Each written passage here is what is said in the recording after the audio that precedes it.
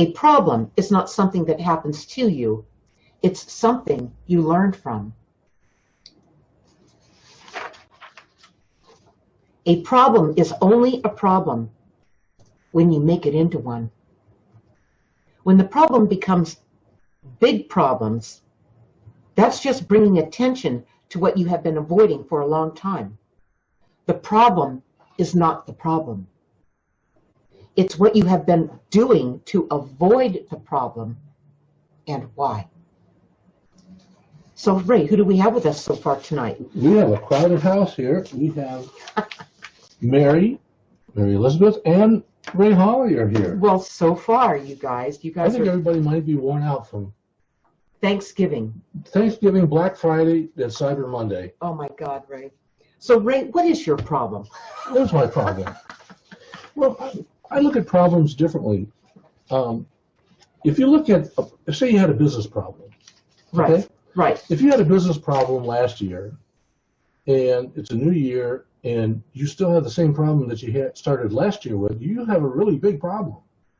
Well, why isn't anything being done to eliminate that problem, whatever it is? Because that's a drag on your business.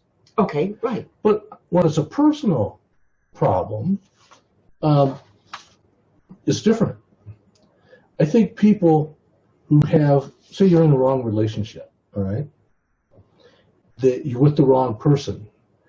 Well, we know how that is. We both had prior marriages where we were with the wrong person, and that was a problem. It was only a problem because we stayed in them. We stayed in it, yeah. But we're Leos. We thought we could fix it. I mean, if you think, a lot of people think the problem could be fixed given time, with time, okay? Yeah. That you could work on it and work on it, work out, and then one day it's just going to disappear, it's going to be fixed. But some people even think that if you just give it enough time, it'll fix itself. That's what a lot of people hope for. It's wishing and hoping. Well, you know, say a couple has been, you know, married, they're older, and they don't know what to do without each other, but they have a huge problem together. Maybe with time, one of them would die, and the problem would be solved. But that could be a long time. But before the whole point is when the problem is a problem, it's a problem, okay? And to stay in a situation that's you're not happy in, that's not productive for you, that doesn't make you feel like a whole person. What happens with that is the problem's no longer the problem. The problem is you've decided to stay in that situation. So the problem became a decision. Well, that's pretty. The problem intense. became a choice. That's right. It did for me. I mean, when I stayed in my marriage longer than I should have, you decided to. I made a decision to stay in that, and that problem persisted year after year until one day I let myself out of the penalty box.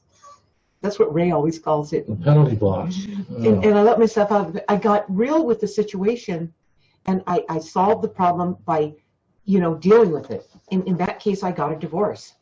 Well, then there was no problem anymore. The problem no longer existed because I made another decision to not stay in it. Okay? Yeah.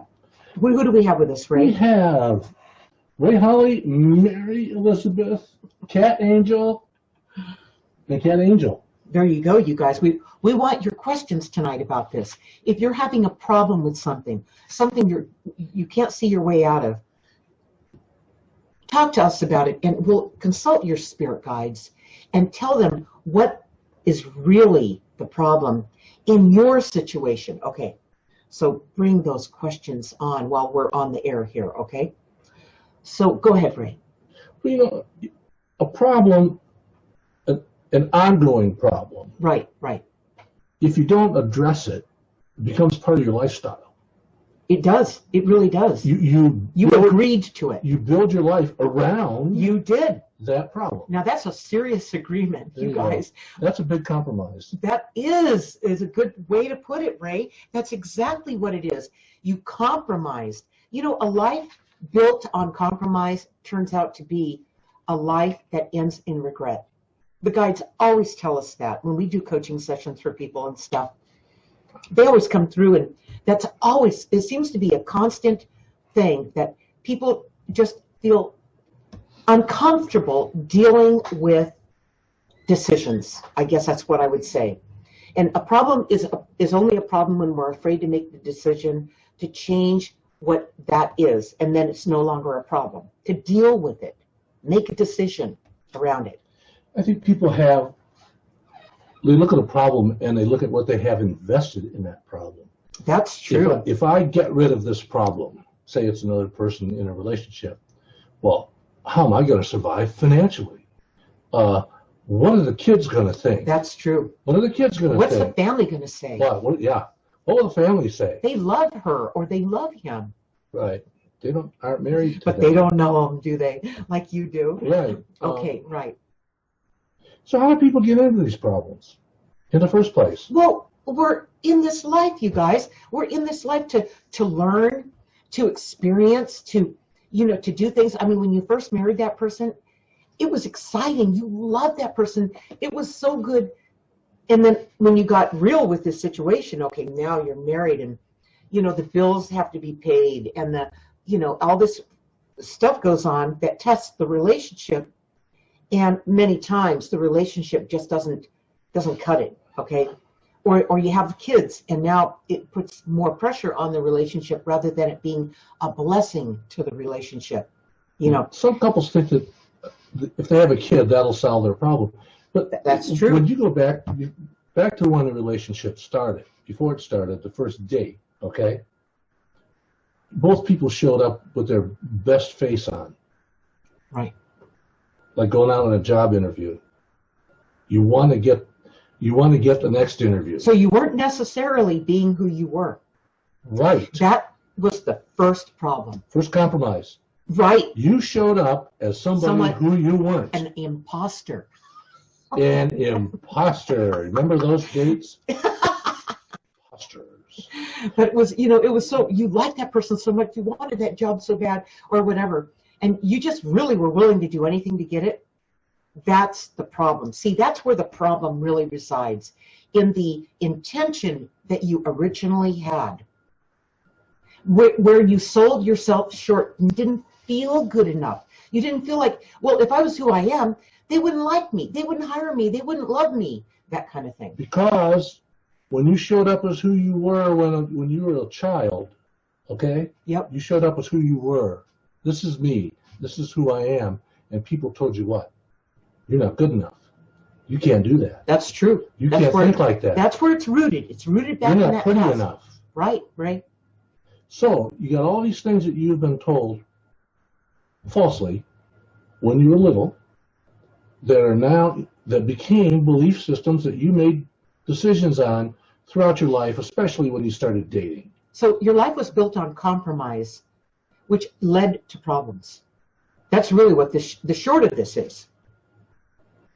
That's why I wrote My Guided Journey. This is the companion journal to my flagship book, my award-winning, best-selling book, Guided.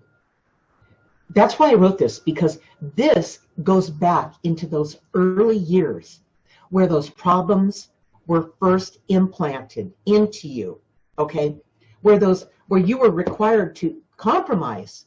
Well, that was the beginning of a whole host of problems cascading out into your future. There's your life. There it is. Why doesn't your life work? That's why your life doesn't work. Because it started long ago. It started so young in your life that you don't even remember them as you sit with us here tonight. But you will when you start taking this journey back in part 2 of My Guided Journey. By the way, I have an associated video that I did where Ray interviews me about how to take this journey in each chapter 1 through 18. Those are really good. In part 2, and they're fascinating. I mean, they will be the only way you get the right mindset about how you go about writing out what that was back there in your early life when you were a little kid. That that pulled it all in. You were a sponge. You were open. You were, You were you. Yeah. You were just like you showed up. That's right, right? Here I am, no excuses. And I'm open to everything, and I love you all, as imperfect as you all are. But you had all that pressure on you from this world that confused all that. That's why this journey back is so important, you guys. It's easier than you think, too, okay? And every month, Ray and I have a live event right here in Phoenix that we stream live over the internet if you can't make it, if you're not here in Phoenix, that where we work with this journal with each person in the room to get in to what the source of the problem is, no matter what it is, okay? That's what we do once a month. So don't miss those. How about people that can't recognize what their problems are? They know they have a problem, they know something's not right, but they can't put their finger on what it is. It's probably a combination of a bunch of things. Okay, well, what happens in that case? There's part 3 to this journal. Part 3 is where you journal.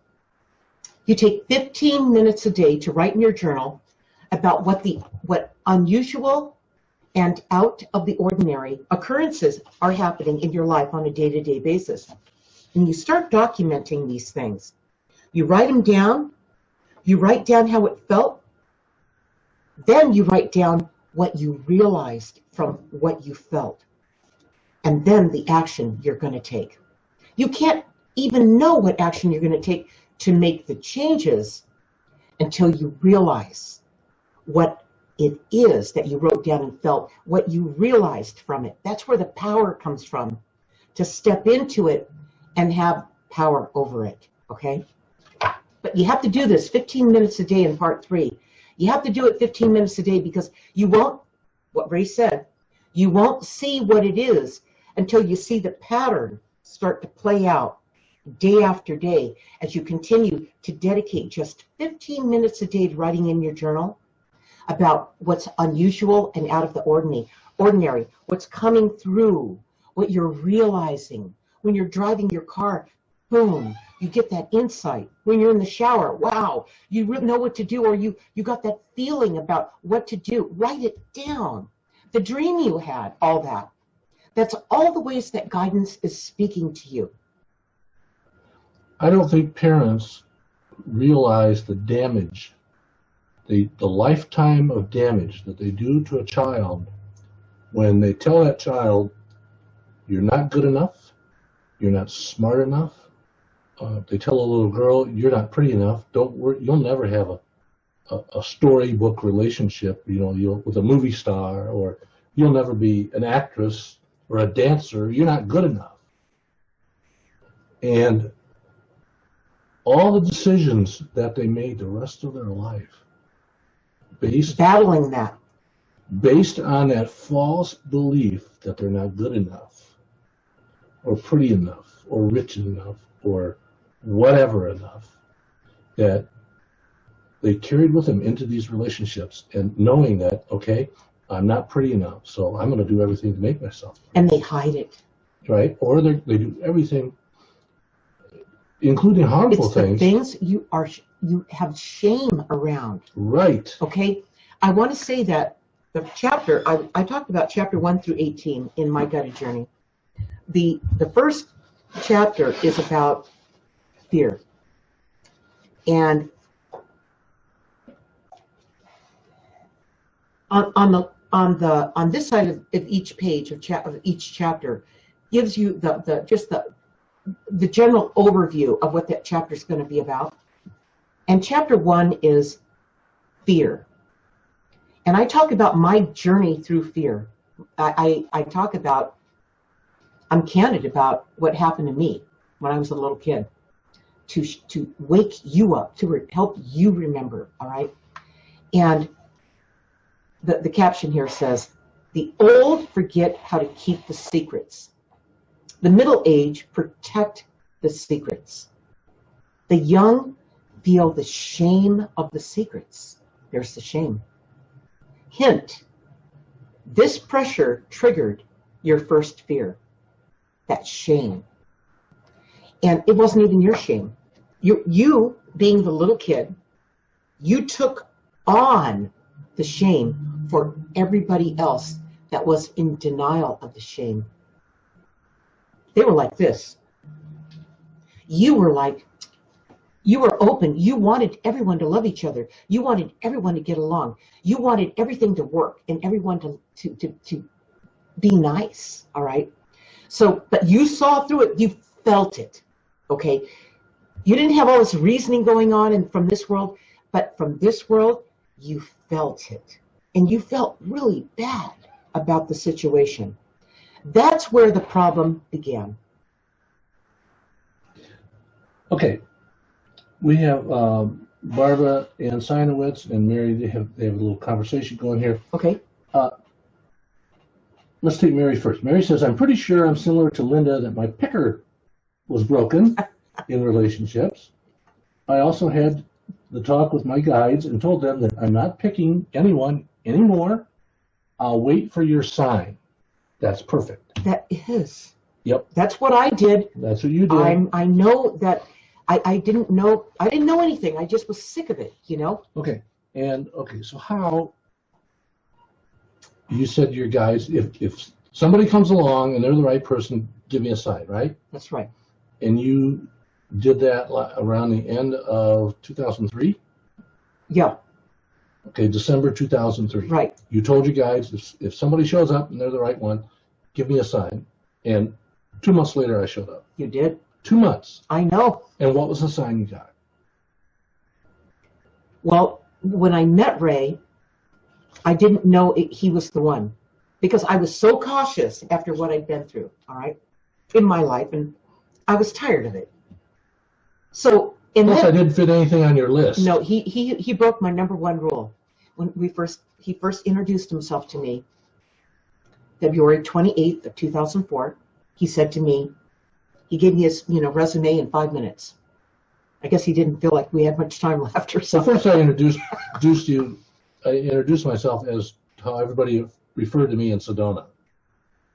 I said, hi, I'm Ray. I'm the what?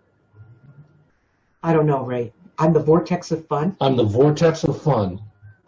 That's what people call me here. A vortex of funny would be more like it. Yeah. All right. He's pretty fun, too. Okay.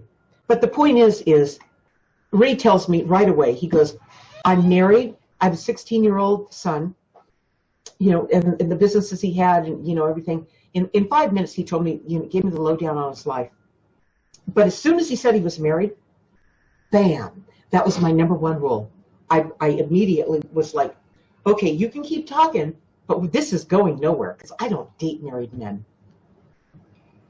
It was actually, I know exactly when it was. We met February 28th. Before we met, I said to my guides, I said, I'm done with this relationship thing. If someone comes into my life that's the right one, give me a sign, because otherwise I'm not moving on it. And it was March the 11th, the following month. No, it wasn't the 11th. Mm-hmm. It was probably March the 8th. It was a few days before that. I'm talking to a friend on the phone, and I said, yeah, I met somebody, but he's married, and that's never going to happen. I'm never going to do that. And, his name is Ray Hawley.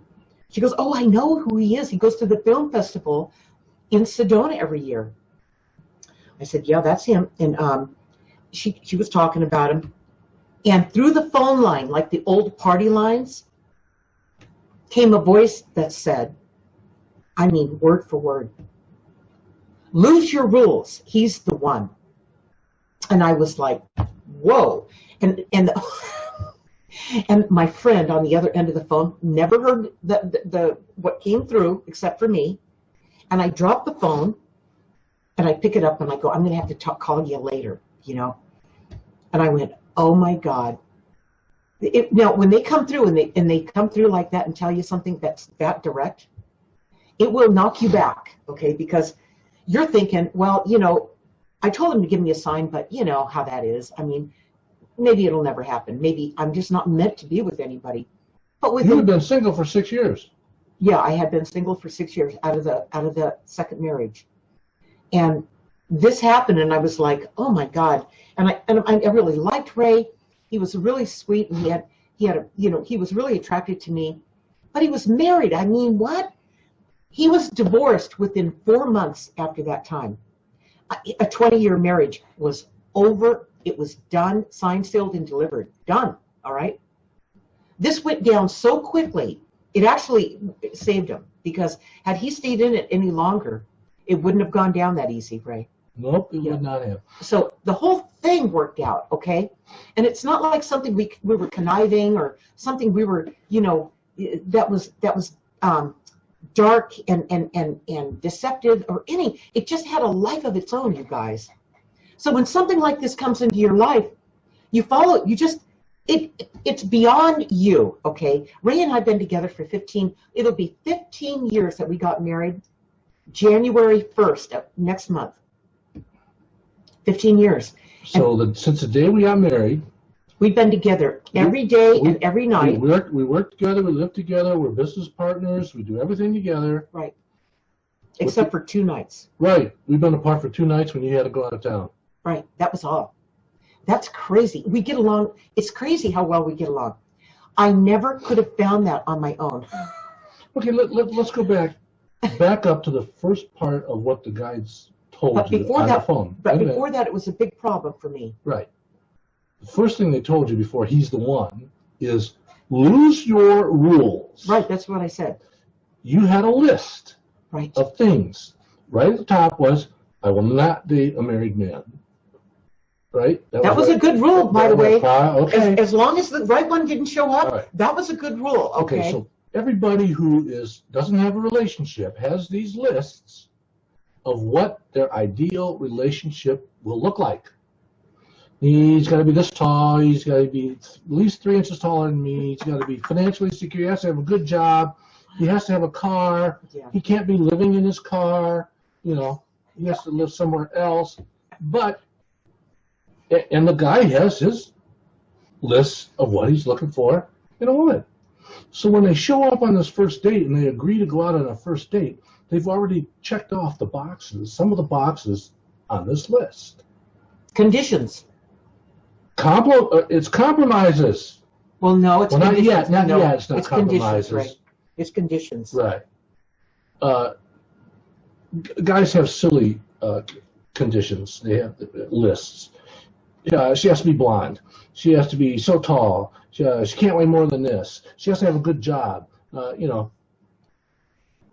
She has to have a good car, so I don't have to do this and that.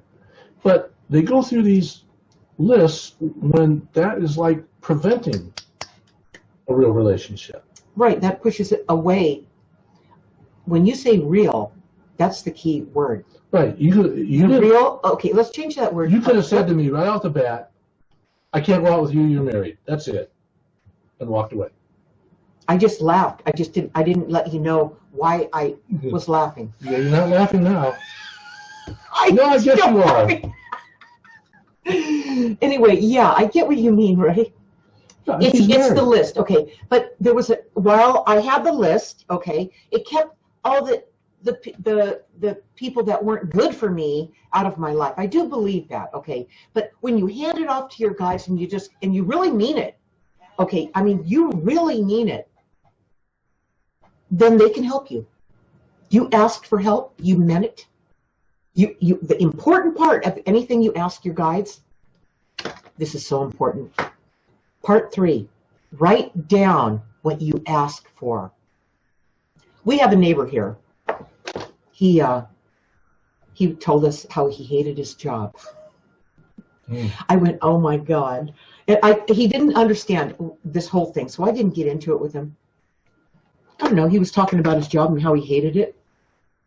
So it was about 6 weeks later. Well, you told him there's a reason he's hating his job. He hates his job, that something big is going to happen, right? Well, I don't think I said anything to him at that point. Not at because first. he was still compromising and staying in that job, making excuses for it. Because he made a lot of money at it. Yeah, because he needed to pay his bills, okay? Right. And he had a lot of money that he made at it, okay. And so it was about 6 weeks later, they laid him off. Mm. He comes over, he knocks on the door, he comes in, and he's almost crying. And he said, Linda, I got laid off. I can't believe He's 58 years old. Yeah, that's dangerous at that age. I got laid off. He goes, I don't have a job, Linda. First time in his life he didn't have a job. That's right. And you know what I told him? This is going to sound cold, but this was the truth. I said, you asked for it. He goes, what do you mean? I said, you came over to me and you told me you hate your job. The universe heard you, your guides. The universe heard you, and it realigns itself to answer that request. So it got you out of that job that you hated.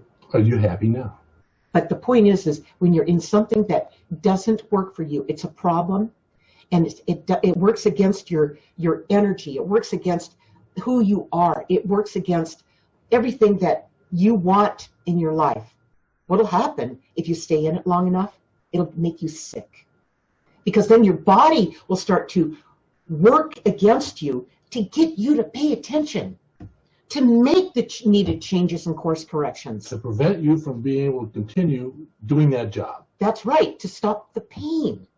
Your guidance does not want you to suffer. It sees no use in that. It sees no purpose in that. So it'll rearrange itself to answer that request. And that's what happened to him. I said, now here's what's going to happen. If you don't dwell in what happened from before, and you allow yourself to move with this, you'll get a better job. You'll get a job that pays you more, a job that you like, that you actually like, that really works for you. That's exactly what happened. Once he let go of, oh my God, I don't have a job. Once he let go of the fear, fear will keep you from connecting with having a connection. Like when you asked, which girl asked about, let me know if the right one comes along, send me a sign. Mary Elizabeth, when you asked for that, your guides and the universe is working on it. Pay attention, write down those out of the ordinary and unusual situations going on, occurrences that happen in your day-to-day life. Write it down. Another thing that Ray didn't mention, it was 2000. I can even remember the month. It was second half of 2000. It was the second part of the month of August in 2002 when I started going like this. This is the ring finger, where you put your wedding ring on, right? I didn't have a ring on my hand. I started going like this, like there was a ring on my finger. You know how you'll fiddle with it? I went, what the heck is that? I knew right away that I was going to be getting married. I knew it. That was not an accident. I had never done that before. So this whole thing was beginning to arrange itself. Ray, coming into the picture, was arranging itself in his world, in his life, so we could meet. My world was rearranging itself so we could meet. It's amazing how much lead time there is. It is amazing. Write it down. That's an unusual or out of the ordinary occurrence. That would have been one of those times. Very subtle. Had I not, see, I'm so used to this, you guys. I mean, I get this stuff all the time, all right? Because I'm aware, I'm awake, I'm conscious of it. But you need to write it down so you remember what you asked for. You remember that out of the ordinary and unusual thing that happened, like I just explained, like this. You write it all down, all right? You're not creating it in your own head. It's just happening all the time, showing you. Okay. Lead time. Yeah. What do we have there, Ray? There's a question there. What do we have, babe? It's Kat. I have a problem. Here's a problem. Had a rift a few years ago with a friend. Our relationship has never been the same since. We really don't communicate anymore. I want closure and to feel peaceful again, whether that means letting the friendship go or shifting the relationship.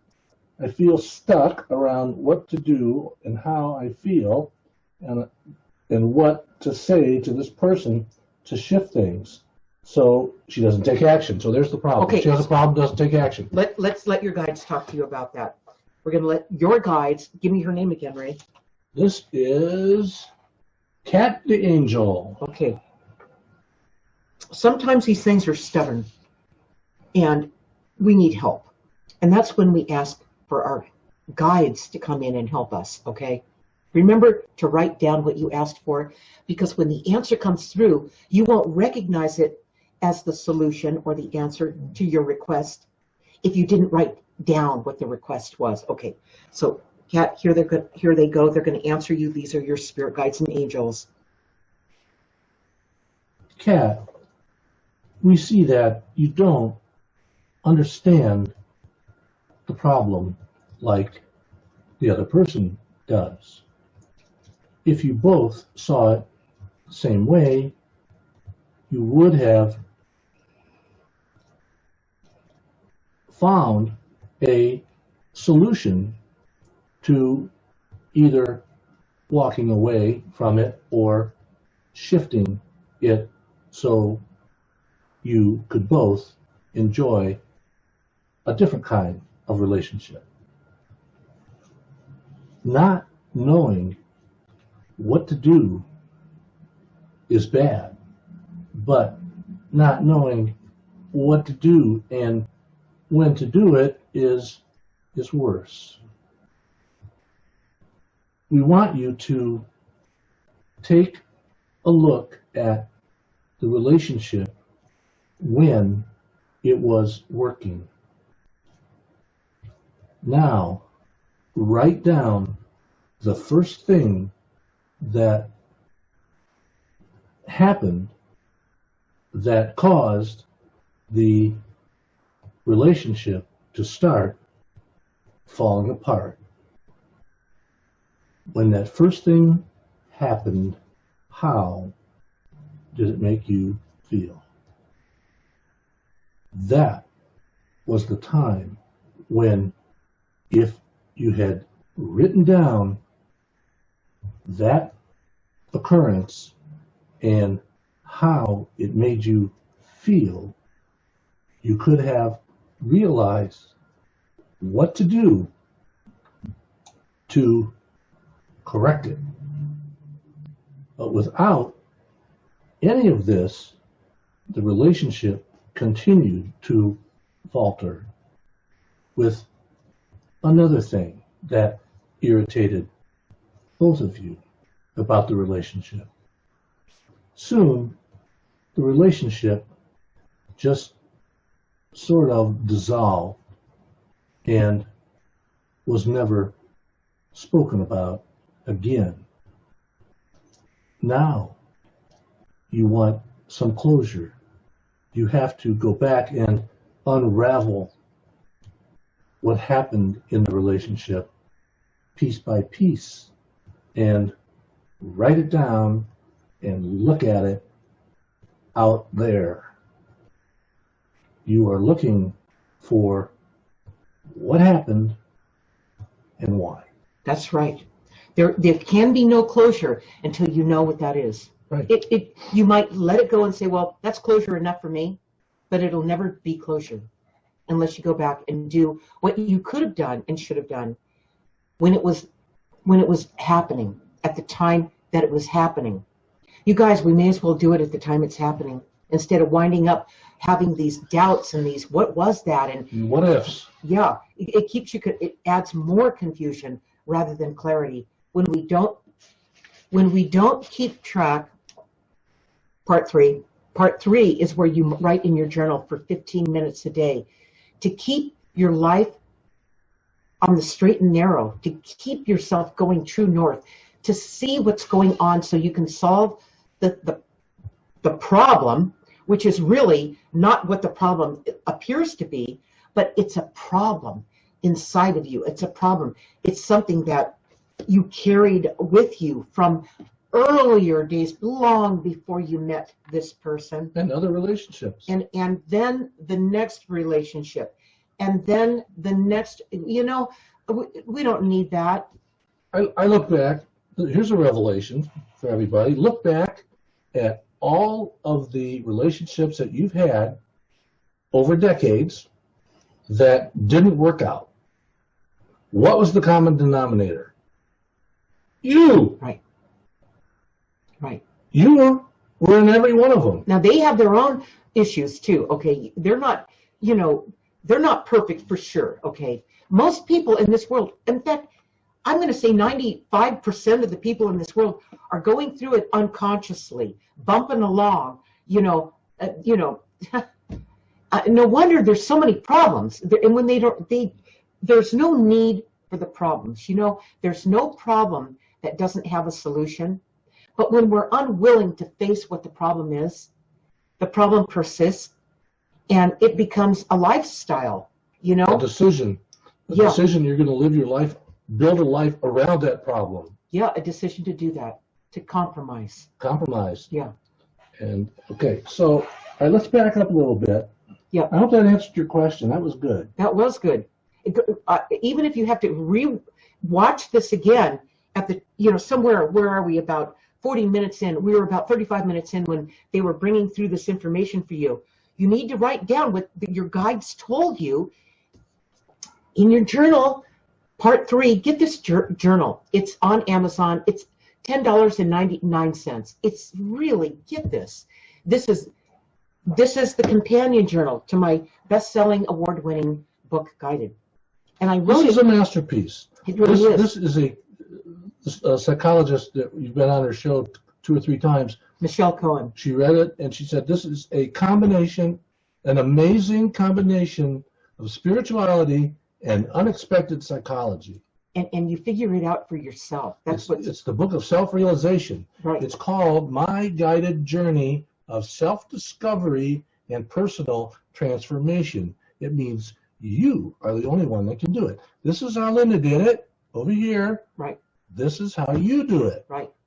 Okay, now let's back up to Barbara's question. We didn't forget about you, Barbara. No way. And hi, Joy. Joy joined us, and Anna Mae joined us. Okay, Barbara says, how can one tell what is honestly coming through when she's talking to her guides, all right, and she's listening for her guidance, and what is just coming from her ego if they both feel the same? Then how do you tell one from another? Okay, here's how you're going to do it. You're going to keep writing. That's how you're going to flesh it out. We're going to let your guides talk to you about this. But the only way that you're going to be convinced that this is coming from guidance, that's coming from me. Guidance, me. Guidance, me. Is you've got to write it down. You got to write it down every day, 15 minutes a day. Spend that time on yourself. It's an investment in you. Let's let your That's how you study it. That's how you're going to see it. You got it. You can't see it any other way. Barbara, when we come through to you, we come through with truth and love. To us, they are the same. So when you hear something from us, you feel loved at the same time. If you don't feel loved, then it's coming from you. It's good. People make things up all the time and say, it came through my intuition, or my spirit guides told me this, when it was something that they had an outcome, an expected outcome in mind when it popped into their head. It's like that came from them. If you ask your guides, should I buy the white car or the silver car, when you know you already made a decision to buy a car. Another example would be if somebody tells you that they love you, how do you know they're telling the truth? Did you feel loved when they said it?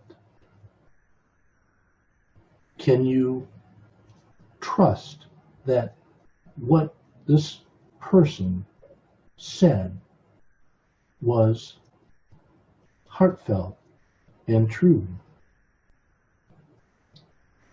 The trust must be present in all communications.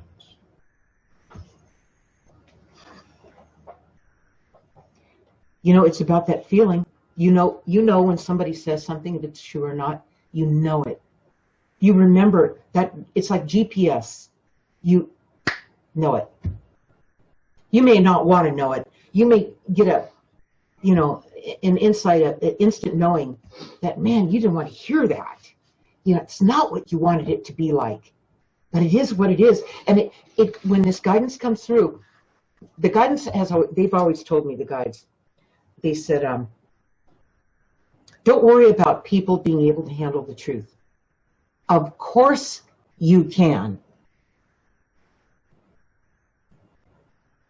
That's how the guides look at it. You need to hear the truth. You need to know so you don't suffer in this life. They don't want you to suffer, and they don't want you to struggle. So they see the truth as cutting right to the chase, getting through the stuff, eliminating the problems before they become a problem. Okay, here's the truth. You're going to know. Based on that truth, you're going to know where your true north is. You're going to know which way to go. You're going to know. And you're going to know the truth when you hear it.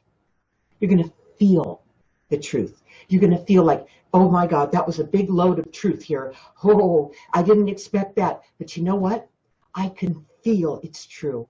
I know it's true. I know it is. And I may not want to hear that right now. It may not be convenient for me right now, but I know it's true because I can feel it.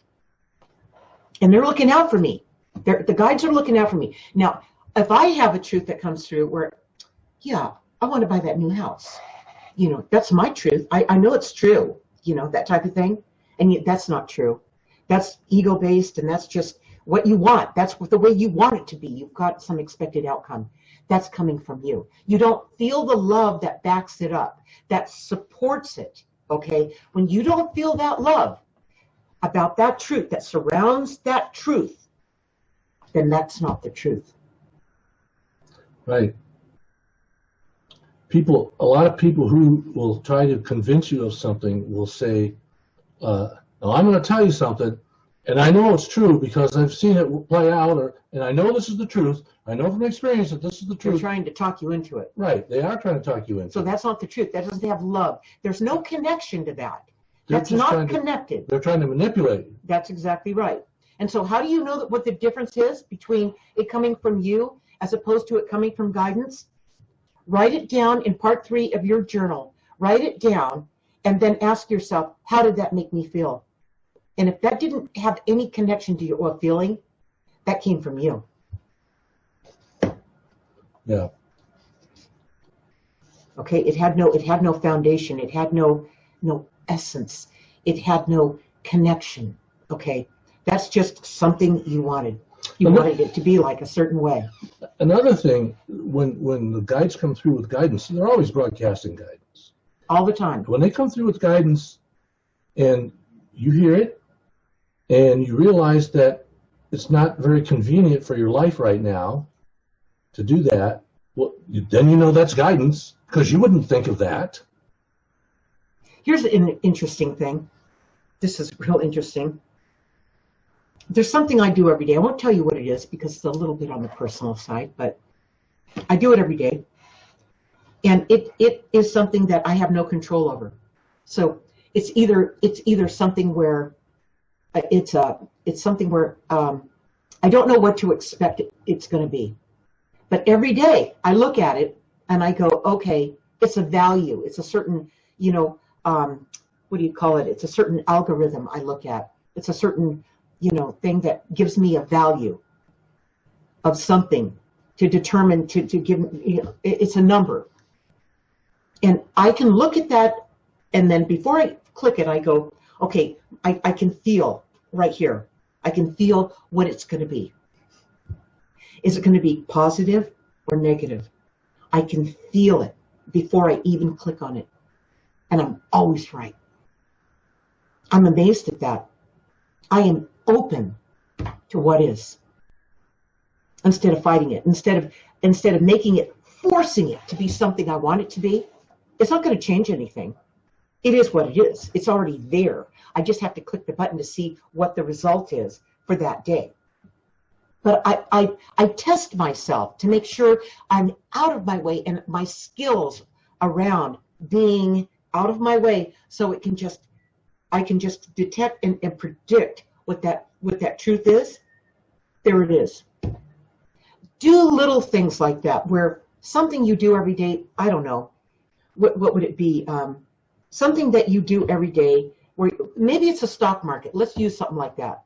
You look at the stock market every day and you go, is it going to be up or down? Before you even click that button to see what it is that morning you wake up, just run it by your intuition. Is it going to be up or is it going to be down? And see how tuned in you are to that.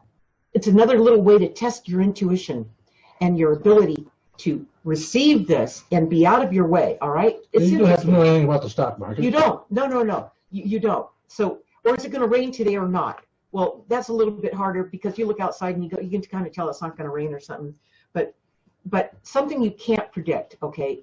So play with that a little bit, so you can find out. You can test yourself around. Is it me, or is it? Am I letting the guidance in? All right. Yeah, it boils down to, you either heard it and it felt like truth and it felt like love, or you're making stuff up.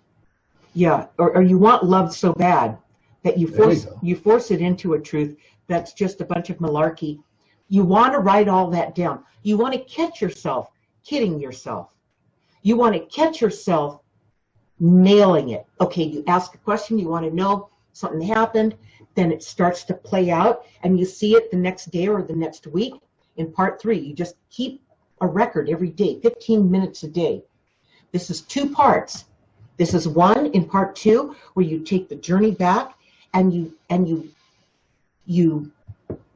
review your life in a real sense. Again, I did a video where Ray interviewed me, 18 videos for each chapter in part 2, chapter 1 through 18, that gets you in the right mindset before you start writing in this journal, to flush out what's hanging you up from your past, okay?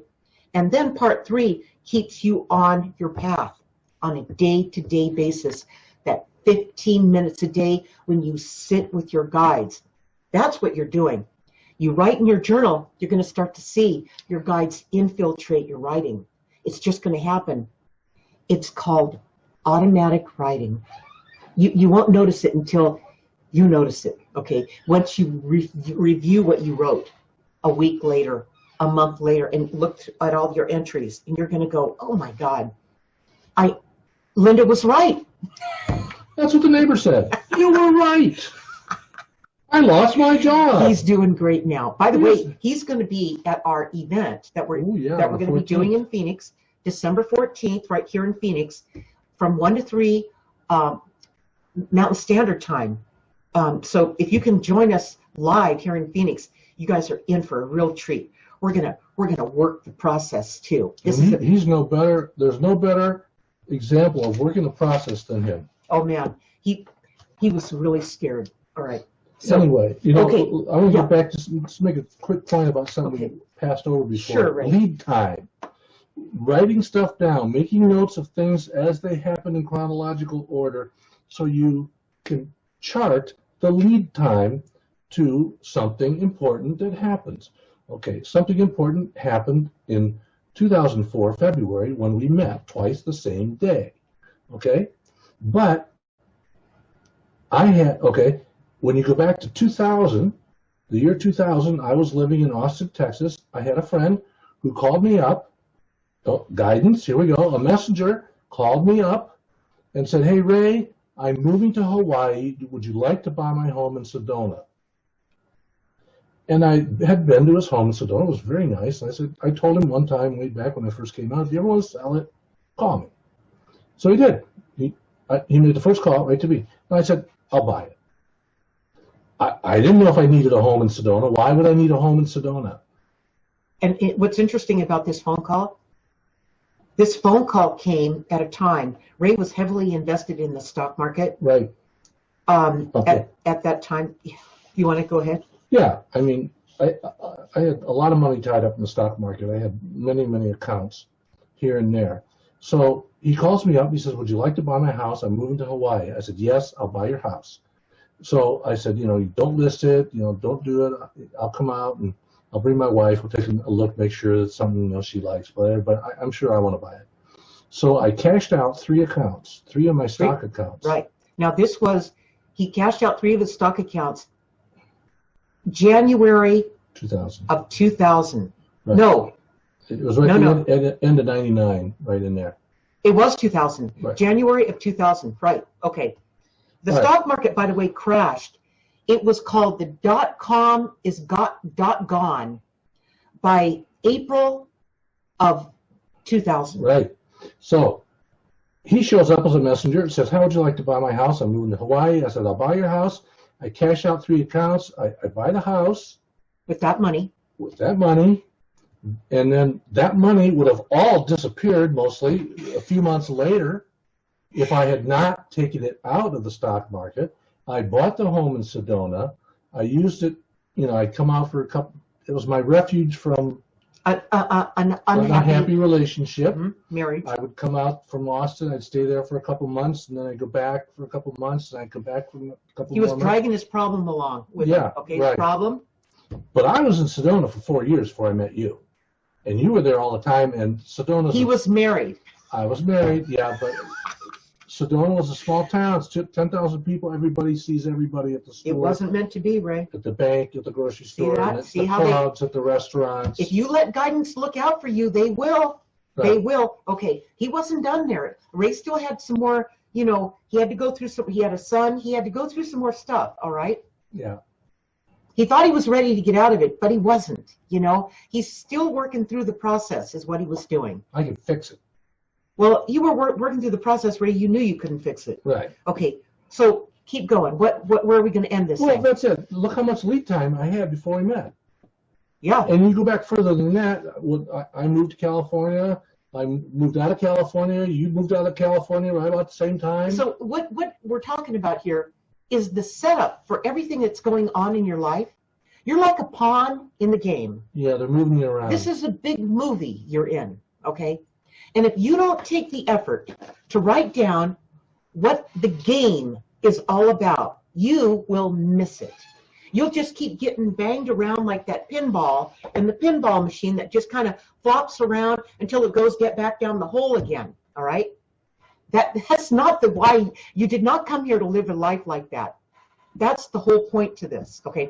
You will see, when I look back at things that were set up, there's always a setup for something. That's why I wrote this. You're going to see the setup. You're going to see your part in the setup.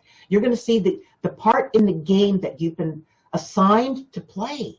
You actually agreed to do that. You came here to live it out. So don't miss it. Don't miss the good ones, the good stuff. Don't just let yourself be a ball that gets bounced around, all right? That's not why you're here. You're here to live your life, fully. And when you are done with this life, you are so done with this life, you just move right on back to where you came from. That's really what happens, all right? So you guys don't have any problems. So you get to do it again.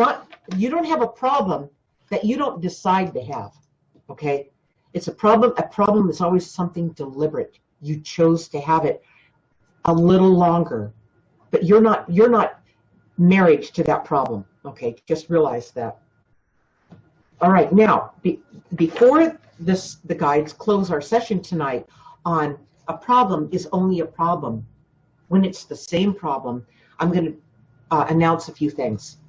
Next Tuesday, right here on my Facebook page, Linda Deir Author, December 10th, We will do another Q&A and commentary with me and my spirit guides at 6 p.m. Pacific time, so don't miss it. In Linda's Weekly Guided Insights, my spirit guides will be talking about who do you talk to when things fall apart. Some people are afraid to talk to anyone about their problems. They fear judgment and being scorned. Some people talk to their priest or rabbi. Others talk to their counselor or psychologist, but that gets expensive. There's nothing your therapist can do to change your situation, which is really what you are concerned with. Some people try to talk to their friends. This is where you always get hung up. The last thing your friends want to talk about is your problems. Why?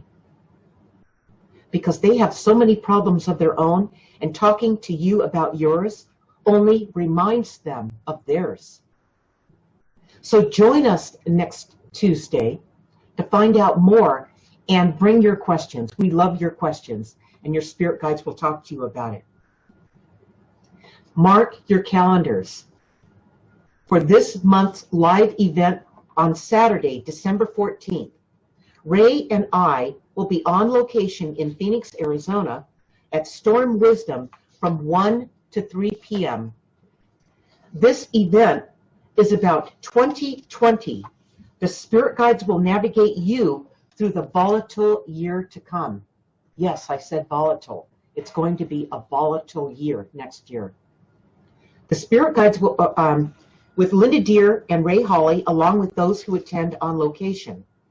It's a free event for those who attend on location, but you can also attend this event via live streaming by watching it on demand for 30 days after it's over for $9.95.